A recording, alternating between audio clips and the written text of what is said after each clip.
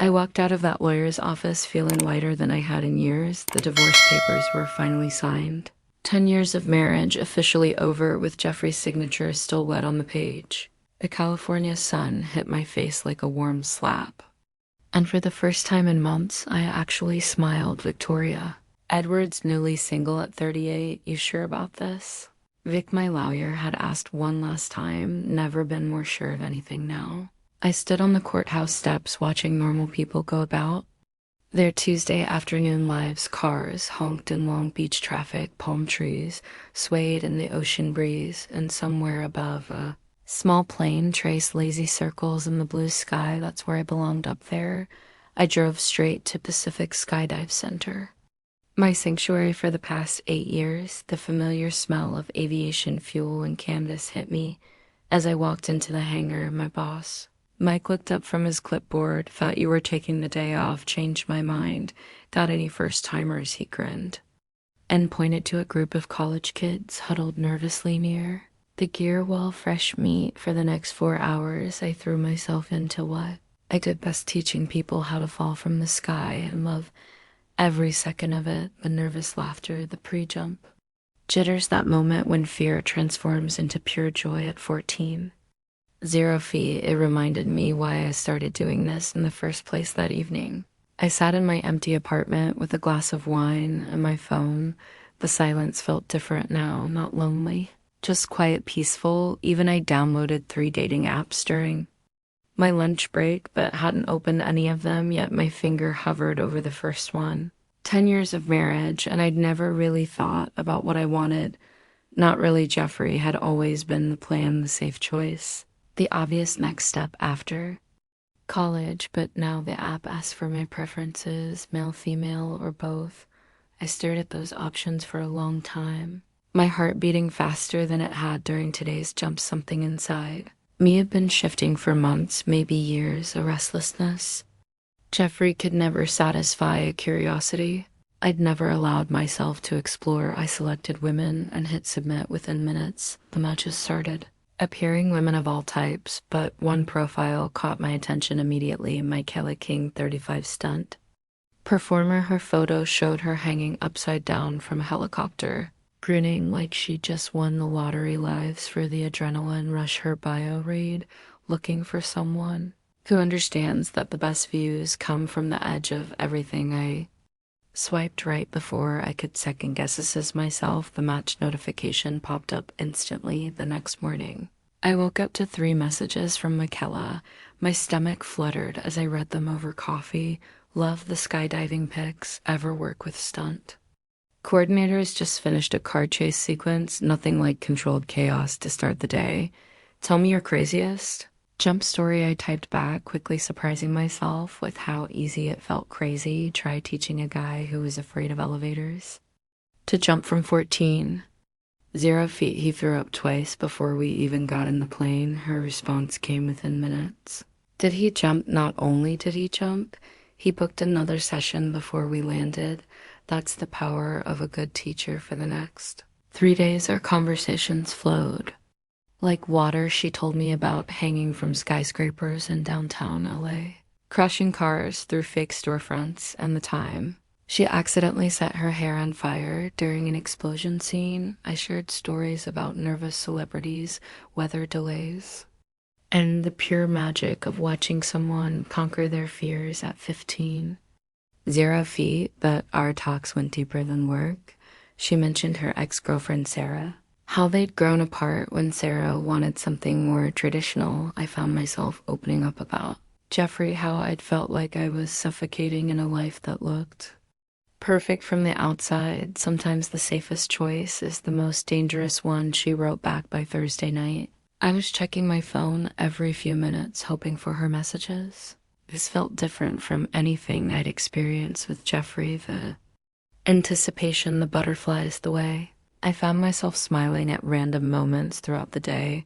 What's got you glowing lately? Mike asked during Thursday's gear check.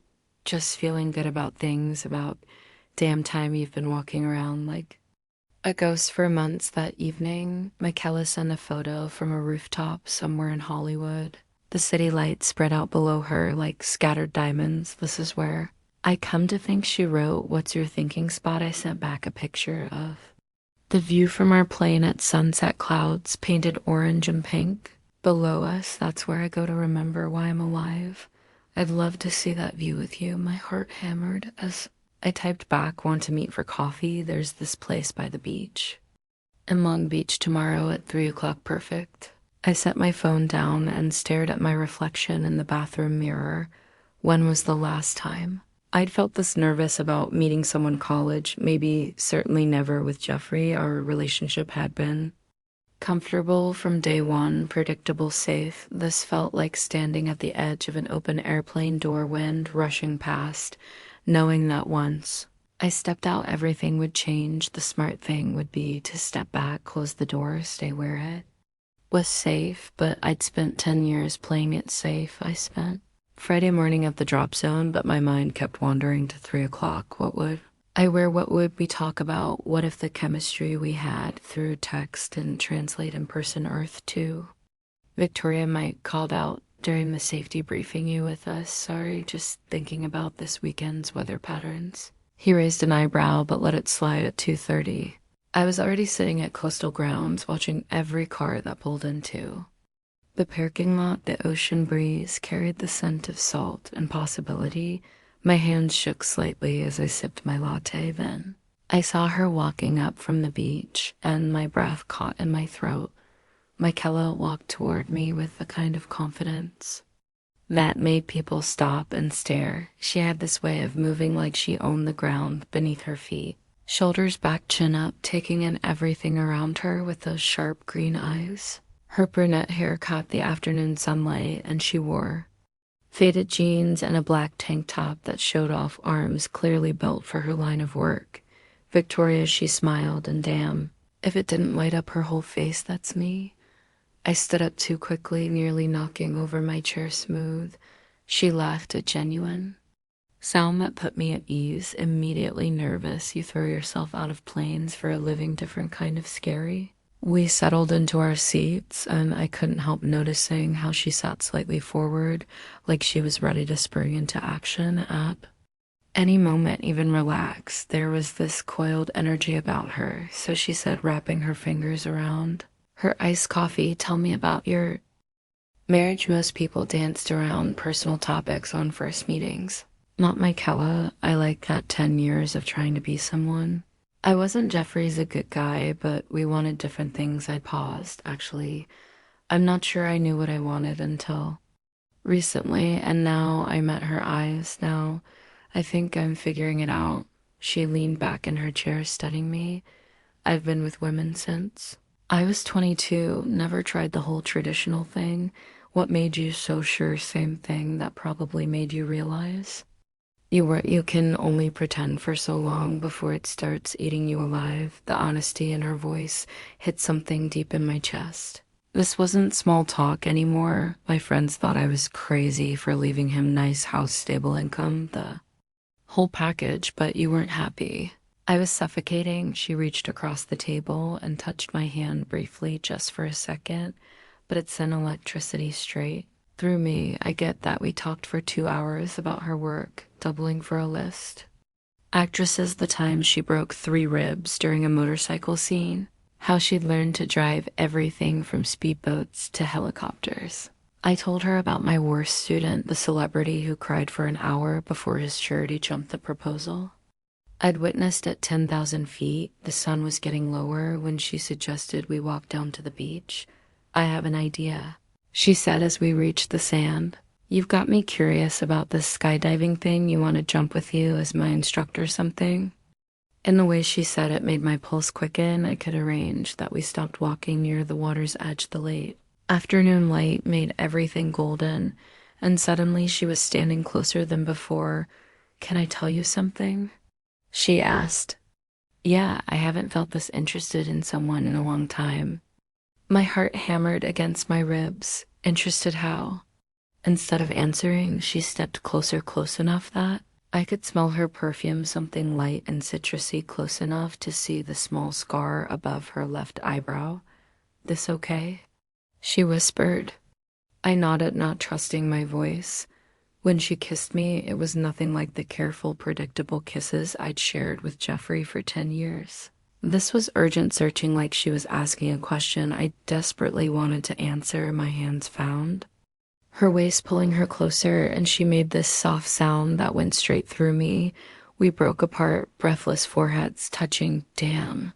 I whispered, good damn, or bad damn. Very good damn. She grinned. So about that skydiving lesson tomorrow morning, I'll pick you up at 8.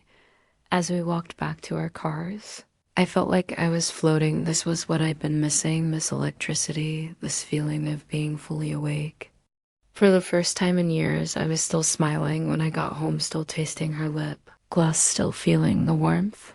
Where her hands had touched my face, my phone buzzed with a text from her.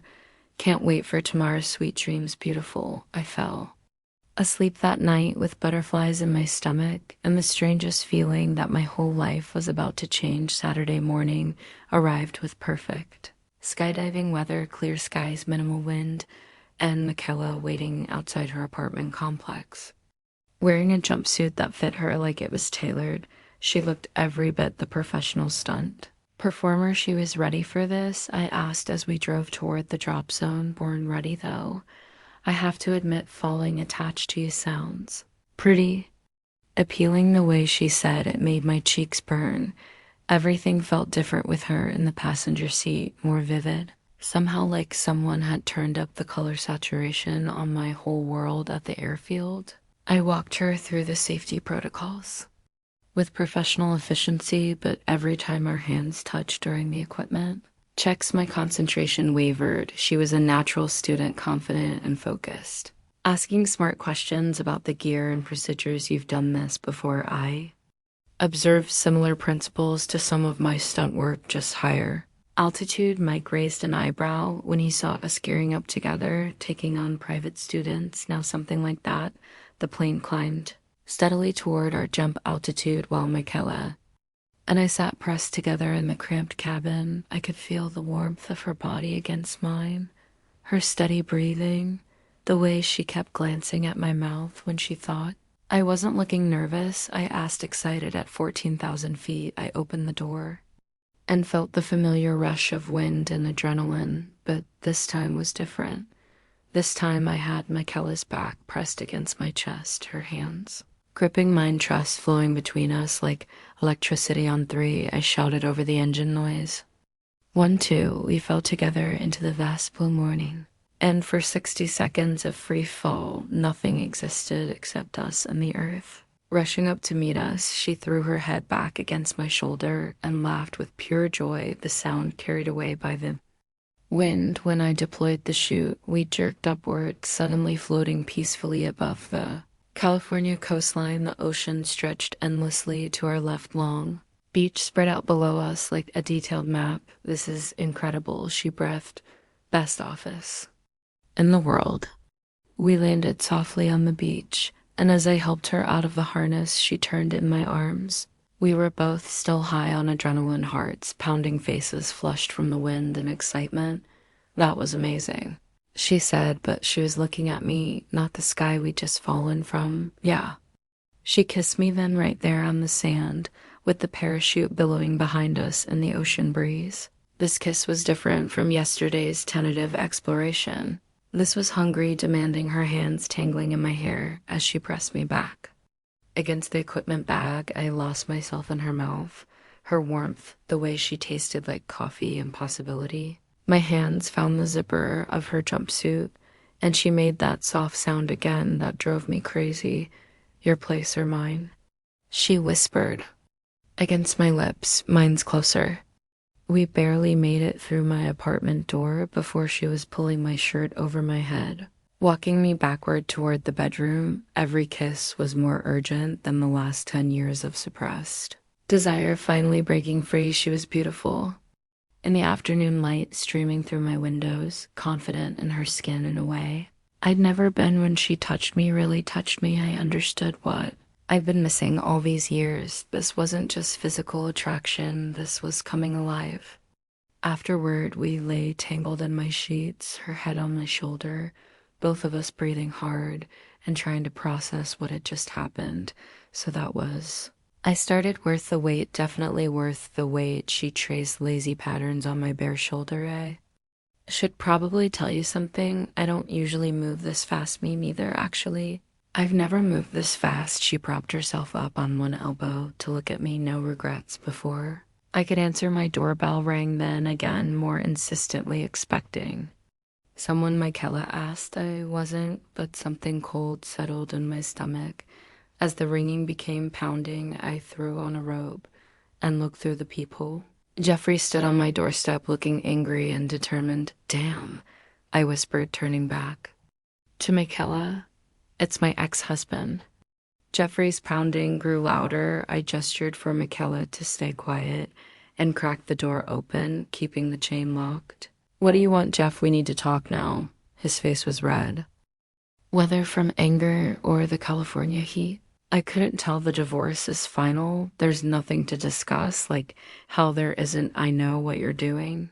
Victoria, my blood ran cold. I don't know what you're talking about. Sure you do, moving on real. Quick, aren't you? I closed the door and leaned against it, my heart hammering. Michaela appeared beside me, fully dressed. Now her expression concerned. Everything, okay. I don't know, he shouldn't be here. The pounding stopped, and I heard Jeff's car door slam through the window. I watched him drive away, but something about his expression worried me. Want to talk about it?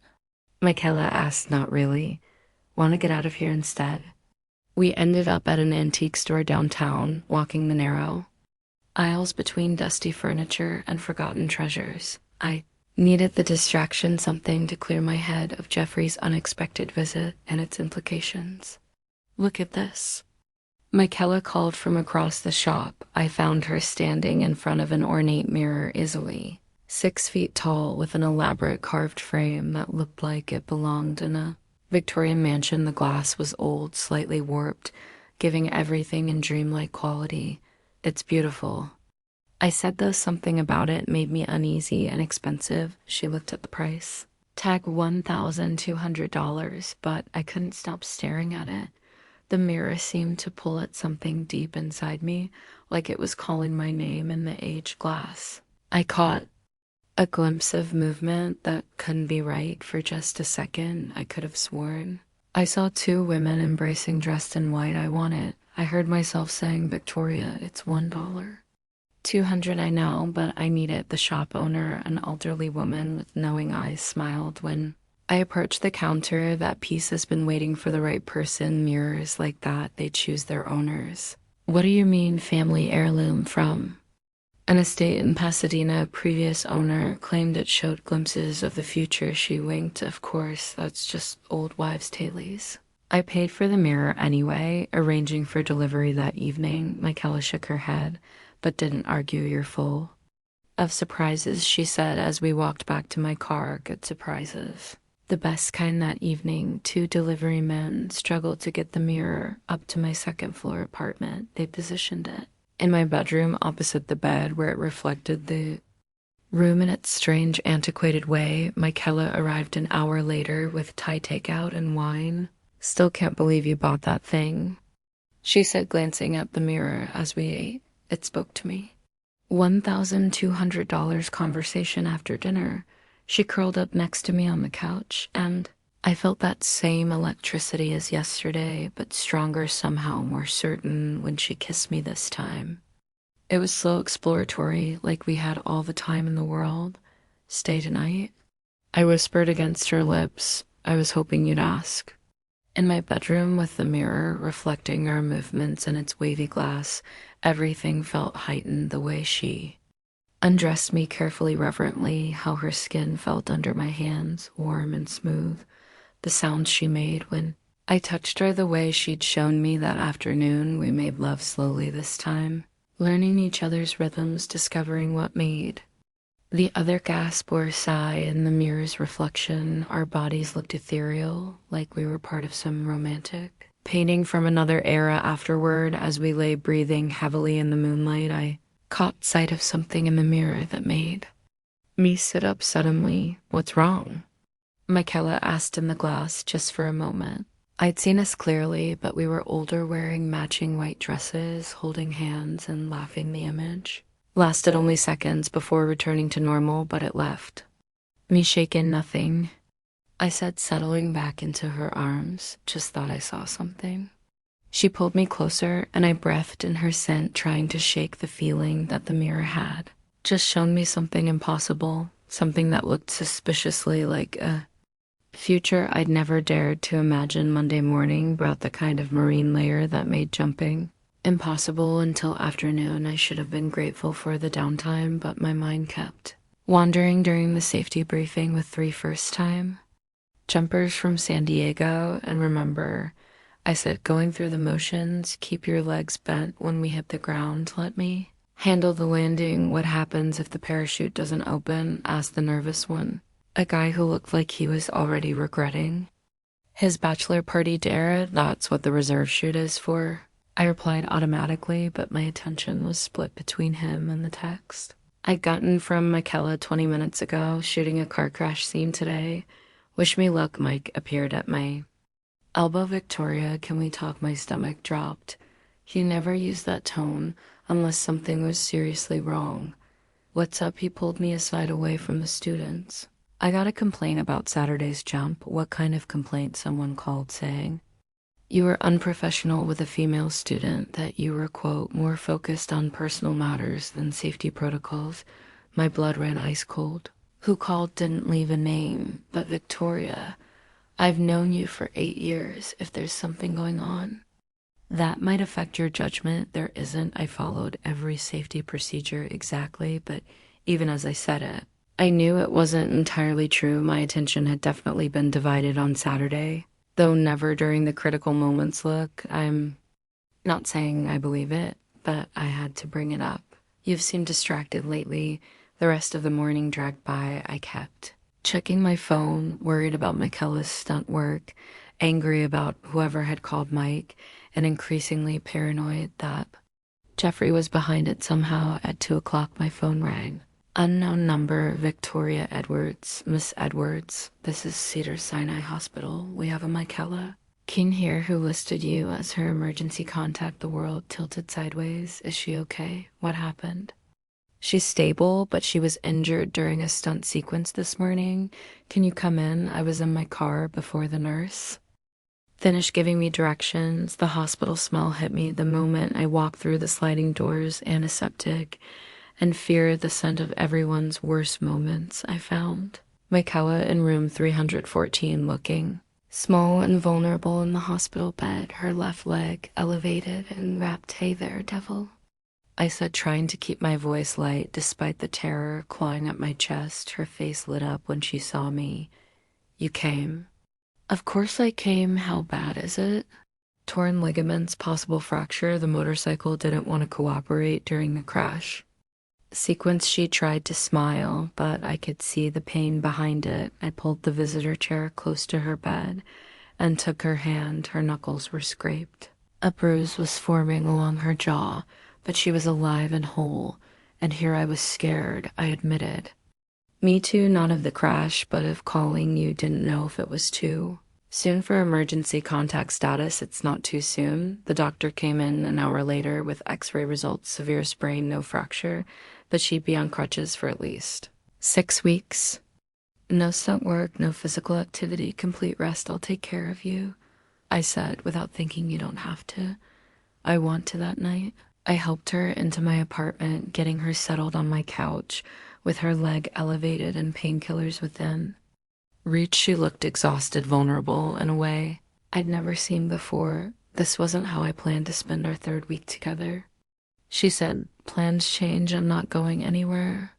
I made dinner, helped her to the bathroom, brought her ice packs every few hours. When she dozed off on the couch, I found myself just watching her breathe, overwhelmed by how much I already cared about this woman. Around midnight, she woke up and caught me staring. Can't sleep, just thinking about. I moved to sit beside her on the couch, about how scared I was when the hospital called, about how this feels bigger than anything I've ever experienced. She reached for my hand, bigger. How, instead of answering, I leaned down and kissed her softly, carefully mindful of her injuries. When we broke apart, her eyes were bright with something that looked like the same emotion churning in my chest. I think. I'm falling for you. I whispered, think? No, I know I'm falling for you. She pulled me down for another kiss, and despite everything the hospital scared Jeffrey's interference, the uncertainty of what we were building, I felt like I was exactly where I belonged to. Weeks into Michaela's recovery, Jeffrey called. I almost didn't answer. We need to meet today. No, we don't, Victoria. I'm not playing games here. 1 hour, coastal grounds. Come alone. The line went dead.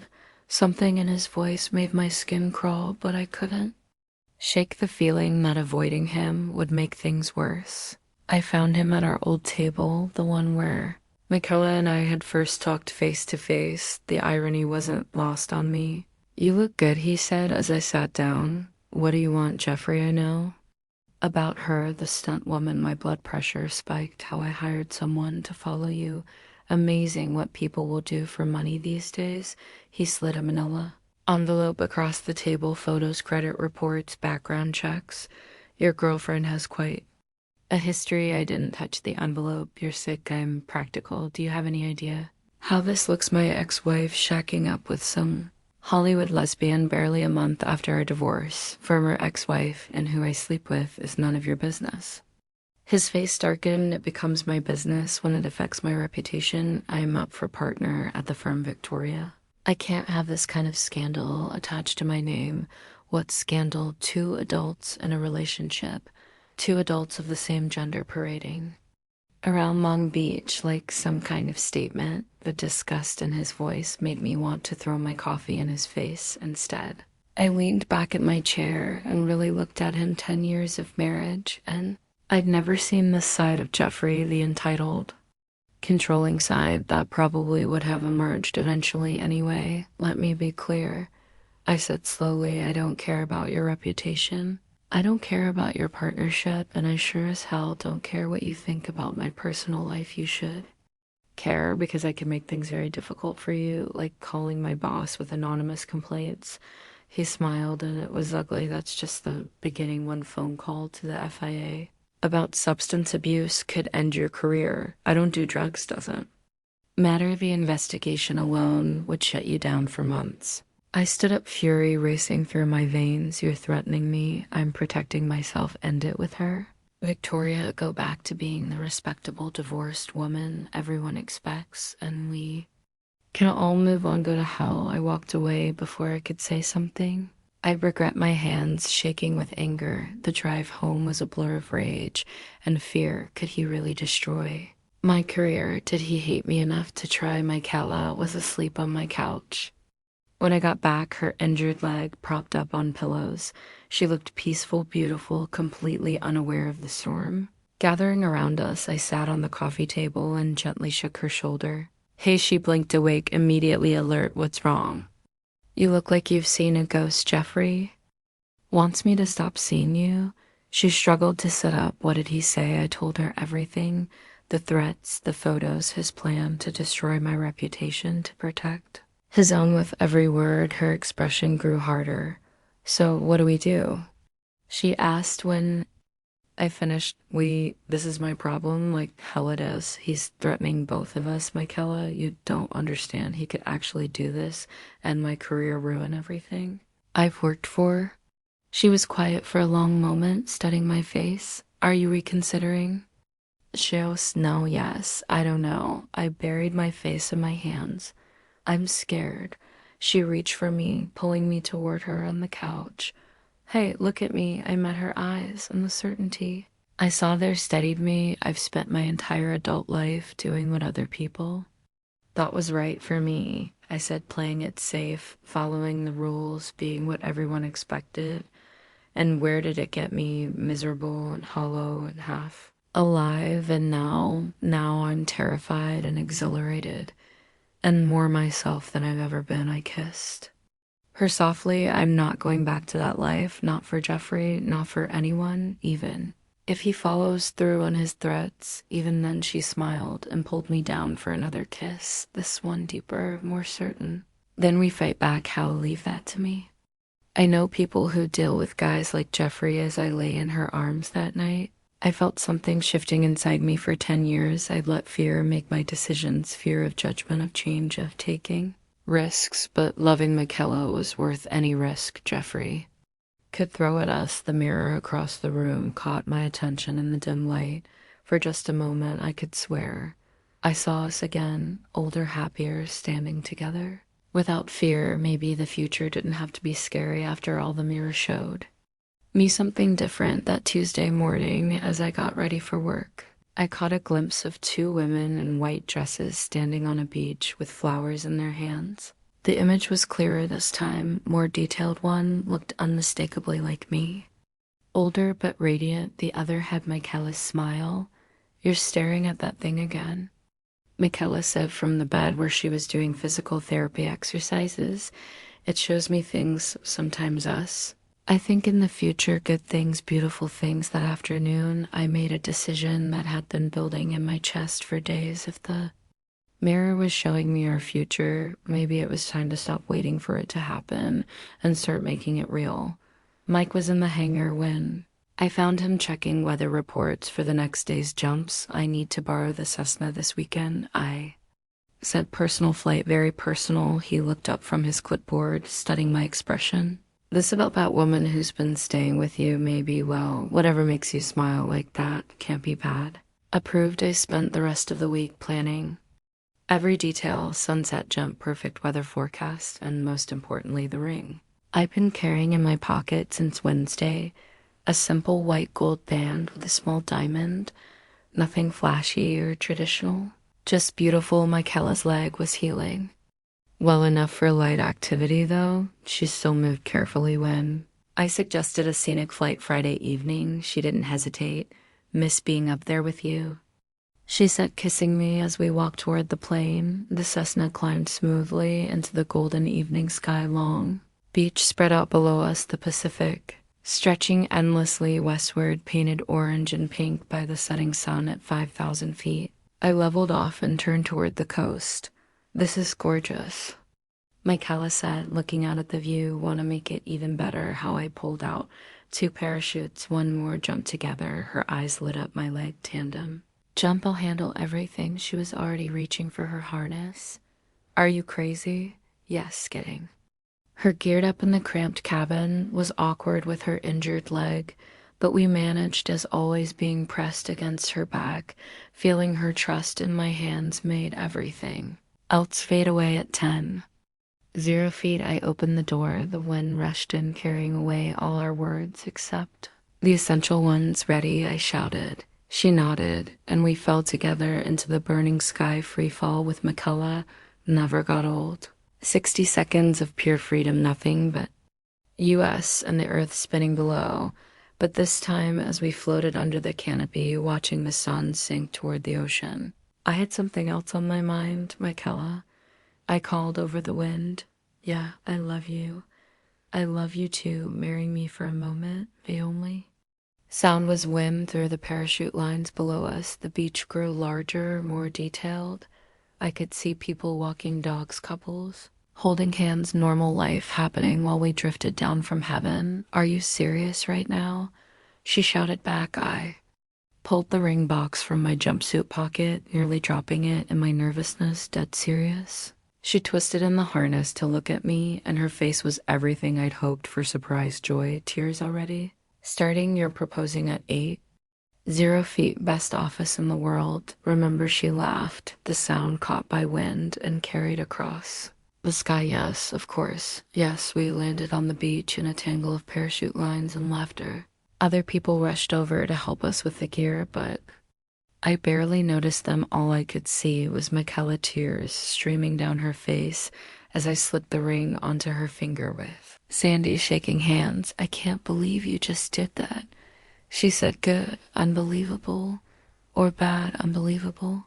She kissed me right there on the sand in front of everyone, and I didn't care who was watching or what they thought. This was my life. Now, our life that evening, we called her sister in Portland, who screamed with excitement. My parents were harder to reach traveling in Europe, but the voicemail I left felt surprisingly easy. I met someone and I'm getting married. Her name is Michaela, and she makes me happier than I thought possible as we lay in bed that night, the mirror reflecting our entwined bodies in the moonlight. I caught one more glimpse of our future clearer than ever before a small ceremony on the beach. Friends and family gathered around, youth joy radiating from our faces as we exchanged vows. The mirror showing me our wedding, I whispered, "What's it look like perfect, the beach?"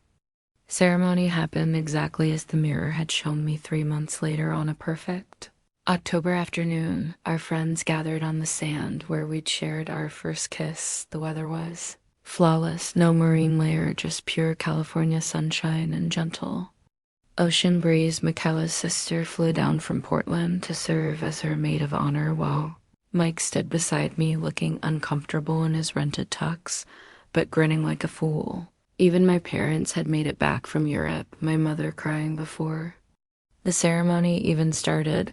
"You sure about this?" Mike asked as we waited for Michaela to appear. Never been more sure of anything. She walked toward me wearing a simple white dress that caught the ocean breeze perfectly, her hair loose around her shoulders. No traditional march up an aisle, just my future wife walking across the sand with that confident stride that had first caught my attention. Jeffrey was nowhere to be seen. His threats had evaporated after Michaela's lawyer friend sent him a carefully worded letter about harassment and defamation. Turns out stunt performers knew some very persuasive legal professionals. "Hi," she said when she reached me, eyes bright with tears and laughter. "Hi yourself." The ceremony was simple personal vows we'd written ourselves. I promised to love her fearlessly, to take leaps of faith together, to never let fear make my decisions for us. She promised to catch me when I fell, to be my partner in all adventures, to never let me settle for half a life again. When the officiant pronounced us married, we kissed as the sun began its descent toward the Pacific, and I thought about how different my life was from a year ago, how scared I'd been to leave Jeffrey, to download that dating app, to admit what I really wanted. The reception was at a beachside restaurant.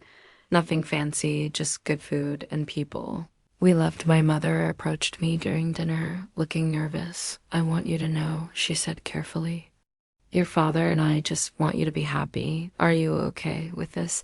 Really? She looked across the restaurant at Michaela, who was laughing at something Mike was telling her. "I've never seen you smile the way you do when you look at her. She makes me feel alive." Then that's all that matters. Later, as we slow danced to the restaurant's acoustic guitarist, Michaela whispered in my ear, "No regrets, only one." She pulled back to look at me. "What?" "But I waited so long to find you." 6 months after the wedding, we were running Pacific Adventure Sports together. Michaela had transitioned from stunt work to teaching helicopter touring and advanced skydiving techniques. Our business was thriving, and more importantly, we were thriving. The mirror had been moved to our new house, hanging in the bedroom, where it continued to show us glimpses of our future, growing old together, traveling the world, teaching other people to overcome their fears and take leaps of faith. One evening, as we sat on our deck, watching the sunset, Michaela took my hand. "I found something today," she said. What she pulled out, a faded newspaper clipping. "Remember the antique store owner?" She said. "The mirror came from an estate in Pasadena." I nodded. The previous owners were two women, Margaret and Catherine. They lived together for 47 years before same-sex marriage was legal. The mirror was their most prized possession. I looked at the photograph accompanying the obituary. Two elderly women, arms around each other, radiating the kind of happiness I recognized. "They must have seen their future in it too," I said. "Or maybe it shows what's possible when you're brave enough to choose love." As the last light faded over Lone Beach, I thought about all the moments that had brought us here.